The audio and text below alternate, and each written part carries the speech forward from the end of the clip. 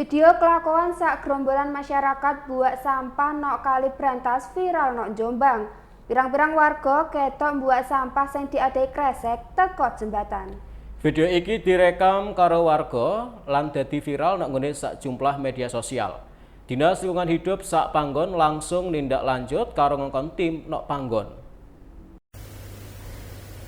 Kaya iki video amatir sing ngetokno sak pirang-pirang wong numpak motor pick up buak sampah teko jembatan Kali Brantas Jombang. Aksi sing dilakoni kerekam kamera karo viral nok pirang-pirang media sosial. Kelakuan buak sampah kuwi ya kuwi limbah potongan pitik kedaden pas Senin sore.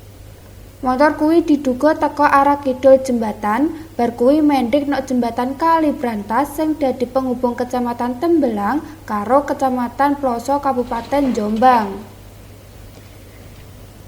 Teko rekaman video kuwi para pelaku iki kaya gak duwe salah buak sampah potongan pitik karo nguncalno teko jembatan.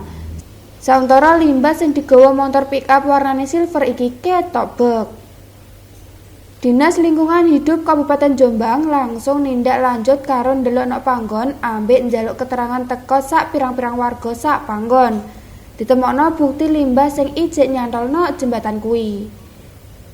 Miftahul Ulum, Kepala Dinas Lingkungan Hidup ngomong, nek buak sampah nganggo cara sing padha wis dilakoni ping pindho.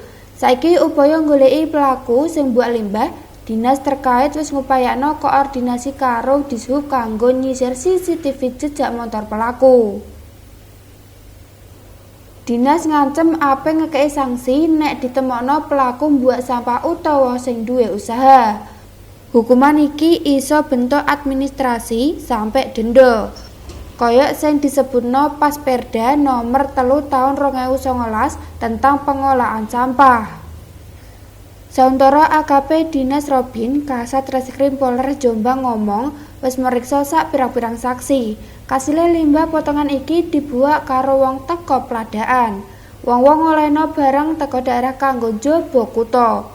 Wong-wong ngrencanakno njupuk ulu pitik kanggo dikirimno industri tepung. Tapi nek panggon pemotongan wong-wong dititipi sampah jeroan gawe dibuak. Kasat mastikno sing duwe bisnis ulu pitik iki wis dipriksa karo dikei sanksi kaya peraturan sing enek. Saiful Mualimin, JTV.